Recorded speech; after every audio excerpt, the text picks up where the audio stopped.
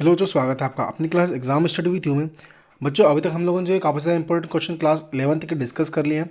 मैं आज आप लोगों के लिए कुछ इंपॉर्टेंट क्वेश्चन जो कि सांख्यिकी चैप्टर से रिलेटेड है आप लोगों के यहाँ से एग्जाम में काफ़ी बार जो है क्लास 11th के जो है वो अर्थशास्त्र के क्वेश्चन पूछे जाते हैं, है ना। तो आज मैं आपको कुछ क्वेश्चन जो डिस्कस करने वाला हूँ, ये क्वेश्चन क्या होते हैं बच्चों को कन्फ्यूज़ करते हैं, ठीक है। बच्चे इनको समझ नहीं पाते हैं क्वेश्चंस को हम अच्छे से, ठीक है। उनके जो डाउट होते हैं वो क्लियर नहीं हो पाते। देखिए आज का हमारा पहला क्वेश्चन क्या बोल रहा है हम लोगों को। आज का हमारा पहला क्वेश्चन है कि सांख्यिकी माध्य से क्या आश्चर्य। ध्यान दीजिए क्वेश्चन क्या बोल रहा है कि सांख्यिकी माध्य से क्या आश्चर्य, मतलब सांख्यिकी से भी समझ रहे हैं हम लोग इसमें और माध्य से समझ रहे हैं। फिर उसका अगला क्वेश्चन क्या है हम लोगों का कि माध्य किसे कहते हैं, ये आपका अगला क्वेश्चन है ना। दोनों क्वेश्चन में ध्यान दीजिएगा आप लोग, ठीक है।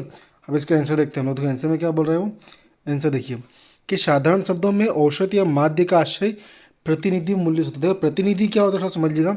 प्रतिनिधि मतलब ये होना कि मान लीजिए कि यार एक जो है वो वॉच हो घड़ी हो गई, मतलब कि उस घड़ी का मूल्य 110 रुपये है। कितना है उस घड़ी का मूल्य 110 रुपये है, ठीक है। तो जो 110 है वो क्या कर रही है, उस वस्तु का एक औसत मूल्य हम लोग बता रही है। उसको हम लोग क्या बोलेंगे, माध्य बोलेंगे। क्या बोलेंगे उसको हम लोग, माध्य होता है, ठीक है। अर्थात एक ऐसी इकाई जो अन्य मूल्यों तक का प्रतिनिधित्व करती है, औसत कहलाती है।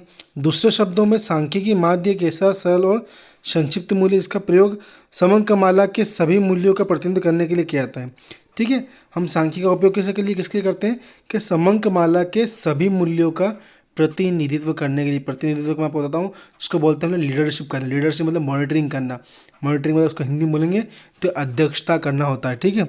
उसको हम क्या बोलते हैं, प्रतिनिधित्व भी बोलते हैं हम लोग उसकी, ठीक है, बुक की लैंग्वेज में, ठीक है। आगे बढ़ता हूँ, देखिएगा देखिए अब अगला क्वेश्चन क्या कह रहा है आप लोगों का, ठीक है। देखिए अगला क्वेश्चन समझिएगा हम, ठीक है, कि प्रत्यक्ष विधि समांतर माध्य का खंडित श्रेणी में सूत्र लिखिए।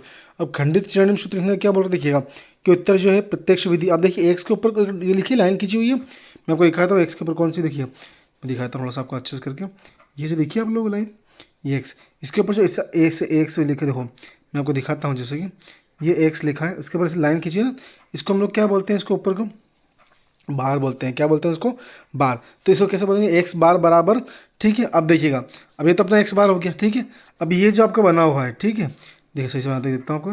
ये जो आपका बना हुआ है ना, ये क्या है आपका सिग्मा है। देखिए थोड़ा सा इसको जो है ना, ये आपका क्या बना हुआ है, आपका सिग्मा बना हुआ है ना। वो सही से बनाने में नहीं आता है इसमें, इसलिए है ना। ये क्या बना हुआ आप लोगों का, सिग्मा बना हुआ आप लोगों का, है ना।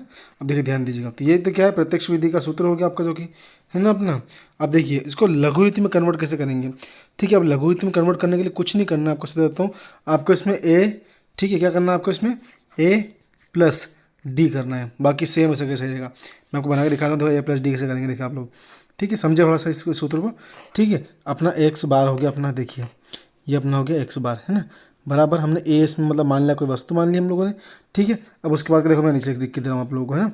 देखिए मैं इसको आपका यहाँ लिखता हूँ, थोड़ा सा तो काट देता हूँ, छोटा छोटा लिखने की कोशिश करेंगे हम लोग, है ना। एक्स बार उसको हम लोग लिख लेंगे, ठीक है। ये लीजिए, ये हो गया छोटा, ठीक है। ये अपना हो गया एक्स बार, ठीक है। ये क्या हो गया अपना एक्स बार बराबर ए प्लस, है ना। फिर क्या देखना, सिग्मा एफ दिया है हम लोग को डी एक्स, है ना, बटे हम लोग ए मतलब क्या होती है, संख्या होती है हम लोगों की। तो हमने इसमें क्या जोड़ा, हमने इसमें एक तो ए जोड़ा और एक डी जोड़ा, ठीक है। एक हम लोगों को दिया हुआ था उसमें, है ना। इसे हमको उसमें ध्यान रखना है, ठीक है। अब मैं आगे बढ़ता हूँ, ठीक है। लघु विधि का सूत्र मिल गया आप लोगों को, उसका आपको प्रत्यक्ष विधि का सूत्र मिल गया, ठीक है। अब देखिए अगले का क्वेश्चन का बोला अगला कि समांतर माध्य के दो प्रकार लिखिए। अब समांतर माध्य के दो प्रकार कौन कौन से होते हैं। समांतर माध्य के दो प्रकार निम्नलिखित है। पहला है सरल समांतर माध्य, दूसरा है भारित समांतर माध्य। अब सरल समांतर माध्य क्या बोलता है कि इसे ज्ञात करने के लिए समंकमाला के सभी पदों को समान महत्व दिया था। मतलब सरल समांतर माध्य हम लोग ज्ञात करना है तो जितने भी पद हैं एक्स वाई जेड सभी को एक इक्वल हमको जो उसमें महत्व देना चाहिए। पद मूल्यों के योग में पदों की संख्या से भाग देकर उसे उसकी गणना की जाती है। मान लीजिए 20 पद है, ठीक है। अब 20 पद में भैया मान लीजिए, देखिए कितने पद हैं, 20 पद है, ठीक है। अब 20 पद की संख्या हो गई हमारे पास। अब देखिए कोई 10 है, कोई 15 है, ठीक है, कोई 30 है, कोई 40 है, ऐसे सभी पदों को जोड़ लेंगे पहले तो हम लोग, है ना। क्या करेंगे पे सभी पदों को हम लोग जोड़ लेंगे, है ना। अब सही पदों को क्या बोलेंगे कि समंकमालों के सभी पदों को समान महत्व दिया जाता है। पदों के मूल्य के योग मतलब जो मूल्य हमें देखा 10 20 30 40 50 ऐसे इन सबको जोड़ लेंगे हम लोग, ठीक है। जो भी आ रहा उसका कितनी संख्या थी तो 20 थी। इस 20 से हम क्या क्या करेंगे उसको भाग दे देंगे, ठीक है। तो ये तो हमारा क्या हो गया सरल समांतर माध्य हो गया, ठीक है, अब हम देखते हैं क्या है हम लोग का है भारित समांतर माध्य। भारित समांतर माध्य मतलब क्या होता है, ठीक है, देखिए ध्यान दीजिएगा कि भारित समांतर माध्य क्या होता है। भारित समांतर माध्य इसके अंतर्गत प्रत्येक पद को व्यक्तिगत महत्व के अनुसार भाग दिया जाता है।